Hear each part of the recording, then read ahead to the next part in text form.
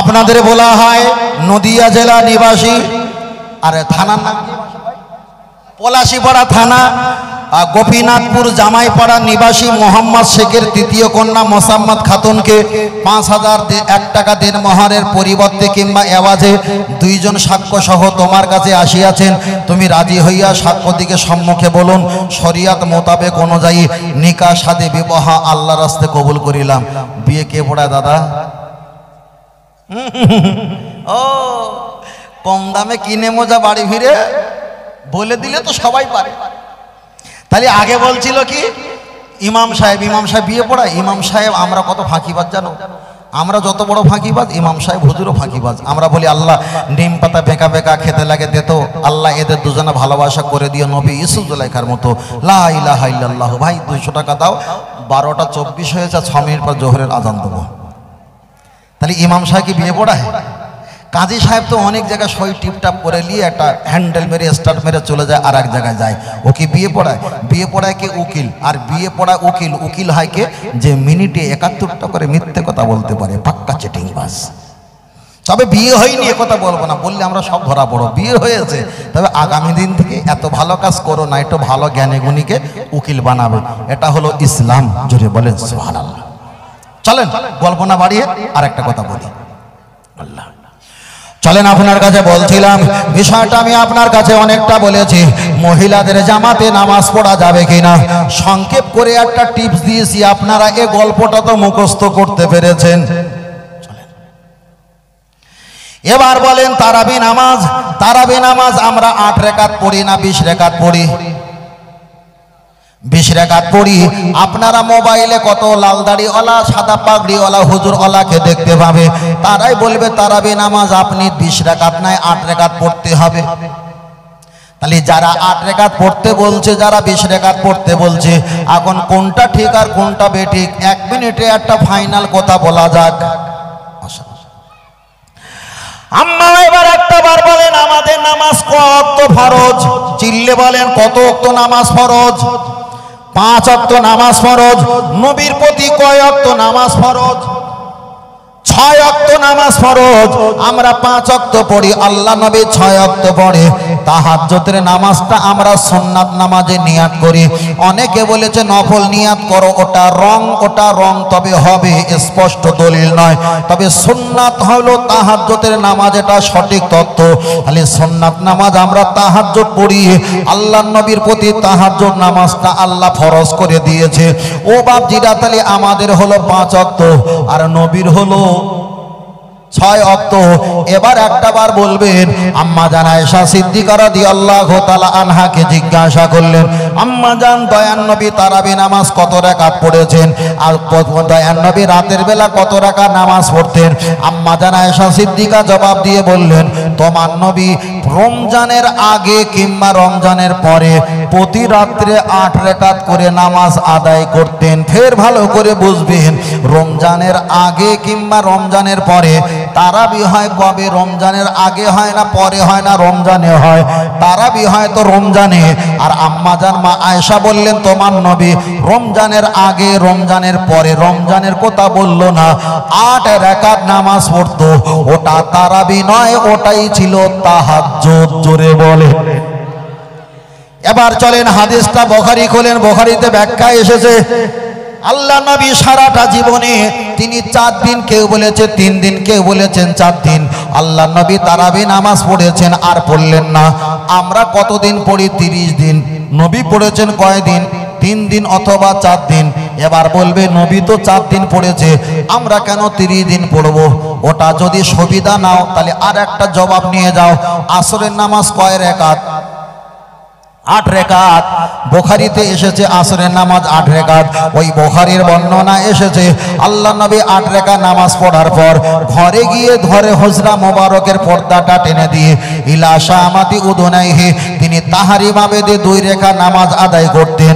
আল্লাহ নবী যখন 2 রাকাত পড়তেন, সাহাবীরা জিজ্ঞাসা করলেন, হুজুর আপনি 2 রাকাত পড়লেন, আমাদেরকে কেন 2 রাকাত পড়তে বললেন না? এর থেকে আমরা মানসুব হয়ে গেলাম, আমরা রহিত হয়ে গেলাম। দয়ার নবী বললেন সাহাবীরা আমি নবী আমার জন্য 2 রাকাত মিলে 10 রাকাত আমার জন্য খাস, তোমাদের জন্য হলো 8 রাকাত, আমি নবী আমার জন্য হলো 10 রাকাত। জোরে বলেন সুবহানাল্লাহ। তাহলে আল্লাহর নবী নামাজ পড়েছেন 3 দিন অথবা 4 দিন, আর নামাজ পড়লেন না। আম্মা জান আয়েশা সিদ্দিকার কথা ছেড়ে দিলাম, দয়ার নবীকে জিজ্ঞাসা করলেন হুজুর আপনি তারাবি নামাজ 30 দিন পড়লেন না, আপনি 4 দিন কিংবা 3 দিন কেন পড়লেন, জবাব দাও। আল্লাহর নবী জবাব দিয়ে বললেন তোমাদের কাছে বলছি নবী 3 দিন থেকে 4 দিন তারাবি নামাজ পড়েছে আর পড়েনি এই কারণে আমি যে নামাজের প্রতি যদি এত ভালোবাসা দিয়ে ফেলি আল্লাহ পরে এই তারাবি নামাজটা উম্মতের প্রতি ফরজ করে দেয় কিনা, ওই জন্য তারাবি নামাজ প্রতিদিন পড়লাম না যাতে ফরজ হয়ে আমার উম্মতের প্রতি চাপ সৃষ্টি না হয়। আরেকটু জোরে হবে না? এবার ওমর ফারুক রাদিয়াল্লাহু তাআলা রাসূল পাক দুনিয়াতে ওফাতের পর উনি এবার দলবদ্ধ হয়ে 20 রাকাত তারাবি নামাজ শুরু করলেন। ওমরকে জিজ্ঞাসা করলেন নবী পড়েছে 3 থেকে 4 দিন আর আপনি কেন 30 দিন পড়ছেন? ওমর বলেছিলেন জবানটা বন্ধ রাখো, নবী যখন চলে গেছে জিবরাইলের ওহী আসাটাও চলে গেছে, আর ওই নামাজটা ফরজ করার কোনো আর জায়গা নেই, শুধু পড়ে যাও সওয়াব কামাও, সরে যাও সওয়াব কামাও, আর ফরজ হওয়ার কোনো টেনশন নেই। জোরে বলে সুবহানাল্লাহ। পরিষ্কার পরিষ্কার। চলে ও আমার বাপজিরা চলেন এবার আপনার কাছে বোঝাতে চাই, শেষ লগ্নে আপনার কাছে আর একটা কথা বলছি, আমরা পরকালে জান্নাত পাবো। জান্নাত পাওয়ার জন্য নেকির প্রয়োজন না মহব্বতের প্রয়োজন? আপনি জান্নাত পেতে গেলে নেকি দিয়ে জান্নাত পাবেন না মহব্বত দিয়ে জান্নাত পাবেন?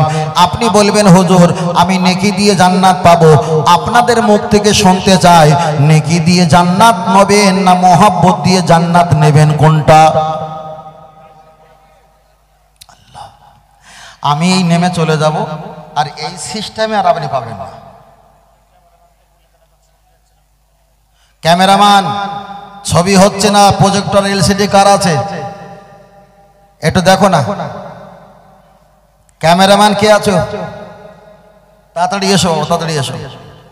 আল্লাহু আকবার। আল্লাহ বলে নে বাবা চলেন, আমি এদিকে তাকাবো না ওদিকে তাকাবো, কোন দিকে যাবো বাবা? ও আমার বাপজির আমি আপনাকে বলাচ্ছিলাম, কি একটা বলছিলাম না, কি একটা বলছিলাম ভুলে গেছি। দেখেছেন তাহলে আমার বাবারা আলহামদুলিল্লাহ খাচ্ছে। আপনি পরকালে জান্নাত পাবেন নেকি দিয়ে না মহব্বত দিয়ে? আমার কিছু দাদু ভাই বলেছে নেকি দিয়ে, আমার একটা ভাই তিনি বলেছেন মহব্বত দিয়ে। চলেন এটা ফাইনাল করা যাক। যাদের নেকি নেয় তারা বলবে হুজুর আমাদের দলে ঠিক আছে মারহাবা, আবার যাদের নেকি আছে তারা বলবে হুজুর আপনি কপালে বাস ফেলে দিলেন। কার কপাল খোলে আর কার কপাল পড়ে একটু হিসাব করি। তাহলে নেকি দিয়ে জান্নাত পাবেন না মহব্বত দিয়ে জান্নাত পাবেন? আগিয়ে যায়, যাওয়ার আগে একটা হাদিস পড়ি। আল্লাহ নবী হাদিস শরীফে বললেন মান করা আল কোরআনা হারফান ফালাহু আশরু হাসানা। কোরআন শরীফের একটা অক্ষর পাঠ করলে 10টা করে নেকি হয়। কোরআন শরীফে 2টো অক্ষর পাঠ করলে 20টা নেকি হয়। 3টে অক্ষর পাঠ করলে 30টা হয়। এক কথায় এক একটা অক্ষরে 10টা করে নেকি হয়। তাহলে কোরআন শরীফের একটা অক্ষর পাঠ করলে 10টা করে যদি নেকি হয়, উদ্দেশ্য ছিল কি নেকি দিয়ে জান্নাতে যাবে না মহব্বত দিয়ে জান্নাতে যাবে? ওই উদ্দেশ্য। চলেন আপনার কাছে যাই। কোরআন শরীফে ঈসা মুসা দাউদ আইয়ুব শুআয়ব জাকারিয়া লূত ইব্রাহিম যত নবীরা এসেছেন সকলের নাম কোরআনে না থাকলেও সবচাইতে কোরআনে নবী মুসা আলাইহিস সালামের নাম আমার আল্লাহ কোরআনে বেশি দিয়েছেন। একটু চিল্লে বলেন সুবহানাল্লাহ। এখানে আর একটা শেখার বিষয়, যারা দুনিয়া থেকে নবী আল্লাহর মাহবুব বান্দা পীর মাশায়েখ ওলি আউলিয়া এবং নবীরা যারা দুনিয়া থেকে পর্দা নিয়ে যায় আমাদের উপকার করতে পারে না? যারা আল্লাহওয়ালা হয় নবীওয়ালা হয়, নবী হয় যারা, তারা দুনিয়া থেকে চলে যাবার পর আমাদের উপকার করতে পারে না? Yes no? কেউ বলবে পারে না, কেউ বলছে পারেন। আমি বেশি তর্কে যাচ্ছি না, তবে একটা আমি ছোট করে বলছি। আমার নবী মিরাজ থেকে যখন নামাজ নিয়ে আসছিলেন, নামাজ কত ওয়াক্ত ছিল? চিল্লে বলেন কত ওয়াক্ত ছিল? 50 ওয়াক্ত ছিল। এখন 50 ওয়াক্ত নামাজ নিয়ে আস্তে আস্তে প্রতিমধ্যে দেখা হয়েছিল একটা নবীর সঙ্গে। ওই নবীটার নাম কি? নবী মুসা।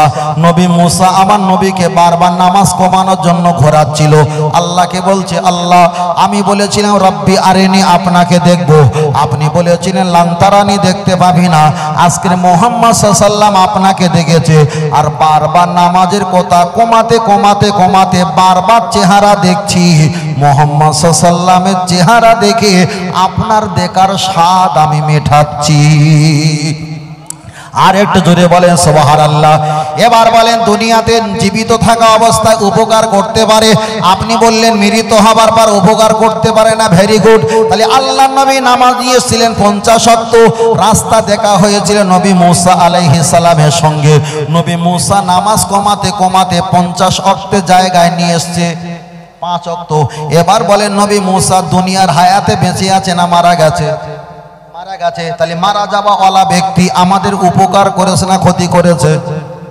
কথা বলে না। তাহলে উপকার করেছে। বললে আমি এখানে 21 থেকে 23 খানা দলিল দিতে পারি, কিন্তু বলার পরিবেশটা হারিয়েছি। যেটা আমি বলছিলাম সেটা আর একটু আগিয়ে যাওয়া যাক।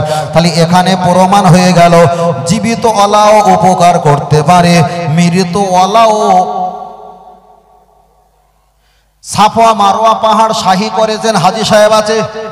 আরে ব্যাখ্যায় এসেছে সাফওয়া মারোয়া পাহাড় শাহী করা হলো ওয়াজিব, কিন্তু কোন নবী প্রথম সাফওয়া মারোয়া পাহাড় শাহী করেনি।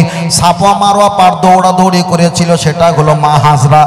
একদিকে নবীর স্ত্রী, অপরদিকে ইসমাইল নবীর মা। তাহলে একদিকে নবীর মা, একদিকে নবীর স্ত্রী, তিনি দৌড়াদৌড়ি করেছে। ওই দৌড়ানোটা আল্লাহ ওয়াজিব করেছে। আরে নবীরা দৌড়ালে সুন্নাত হতো, আল্লাহর মাহবুব বান্দি দৌড়েছে, আল্লাহ ওয়াজিব করে দিয়েছে। তাহলে নবীদের কাজ সুন্নাত হয়, আবার ওলিদের কাজও আল্লাহ ওয়াজিব করে দেয়।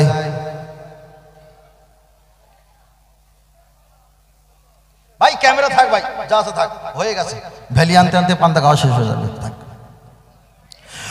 ও আমার জওয়ান যুবকের, আমি আপনাকে বলছিলাম লক্ষ্য করে দেখা যায়। ফের আমি আপনাকে বলছি নেকি দিয়ে জান্নাত পাওয়া যাবে না।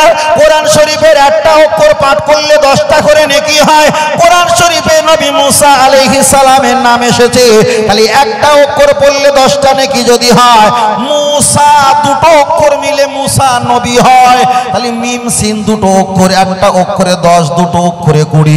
আপনি যখন নাজরা পড়বেন, হদর পড়বেন, সবিনা পড়বেন, খতম পড়বেন, কেরাত পড়বেন, আপনি যখন কোরআন তেলাওয়াত করে যাবেন, ওই কোরআন শরীফের ভিতরে খিঞ্জির শুকরের নাম এসেছে, জিবালা পাহাড়ের নাম এসেছে, হাজারা সাজারা পাথর গাছের নাম এসেছে, বাকারা দেখা যায় গরু গাভীর নাম এসেছে, নামলো পিপিলিকার নাম এসেছে, অনেক কিছু এসেছে।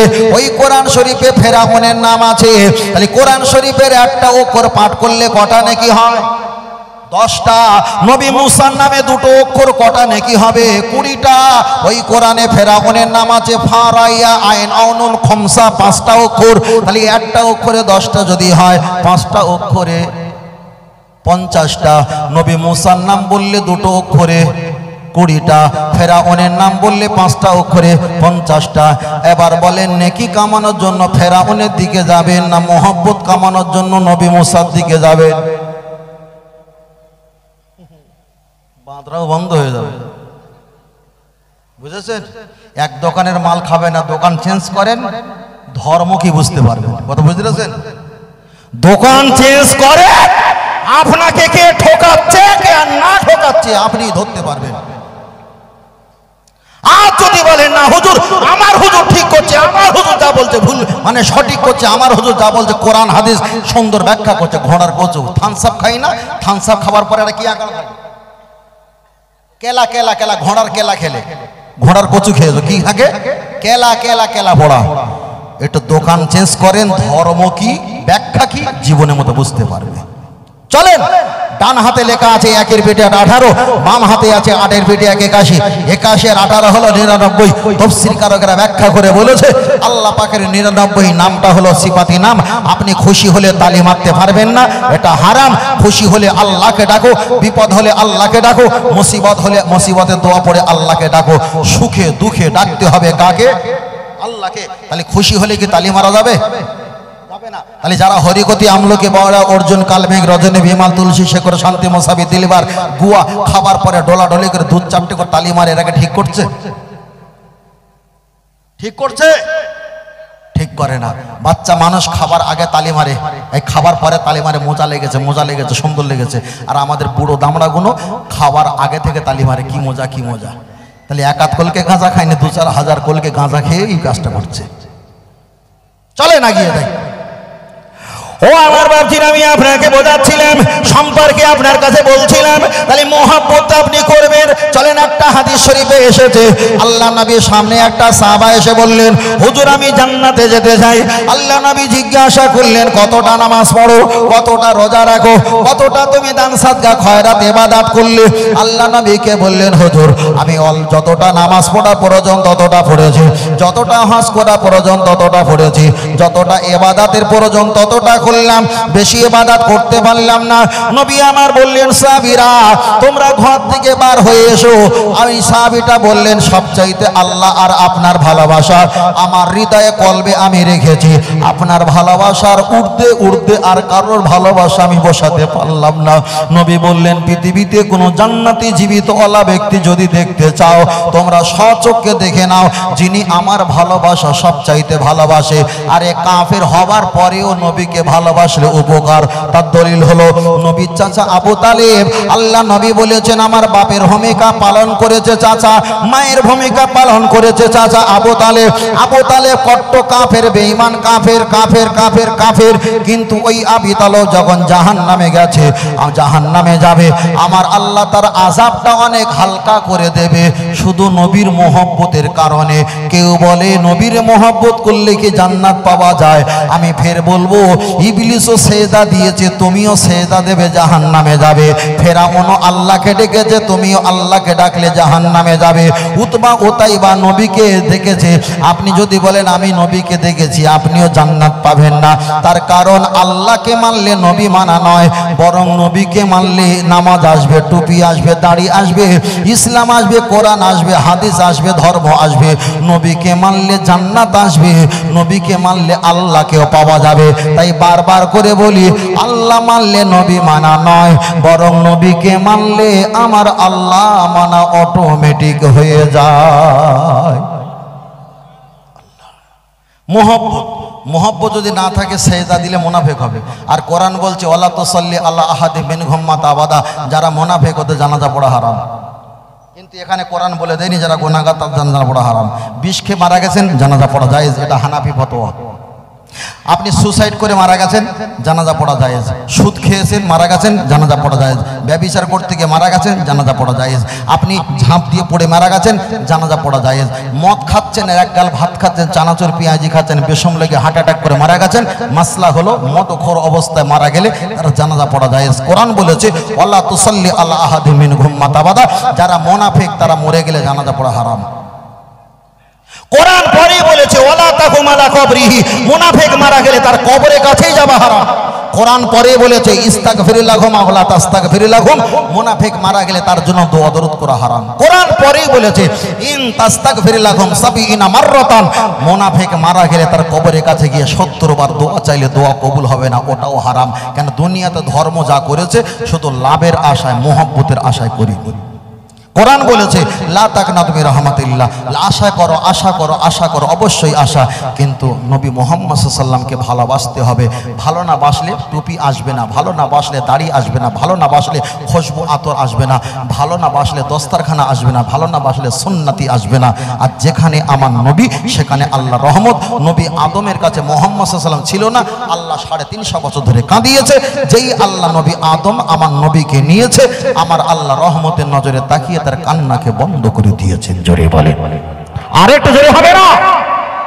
আর 5 মিনিট বাকি আছে ভাই, আবার ছোট করে বলি। কবরে যখন যাব, কবরে যাওয়ার পর আমাদের প্রথম জিজ্ঞাসা করবে কি? সব তো জানি তো, শুধু কবরে যাওয়া অপেক্ষায়। ফারেস্তারে বলে সব শিখে গেছি, কি ধরা জিজ্ঞেস করো। হ্যাঁ, জিজ্ঞেস করে কি? মার রব্বুকা, তোমার রবকে। আপনি কি বলবেন? আল্লাহ। আচ্ছা, কবরে আল্লাহকে আল্লাহ বলার পর ফারেস্তা চলে যাবে না মুগুলিয়ে থাকবে?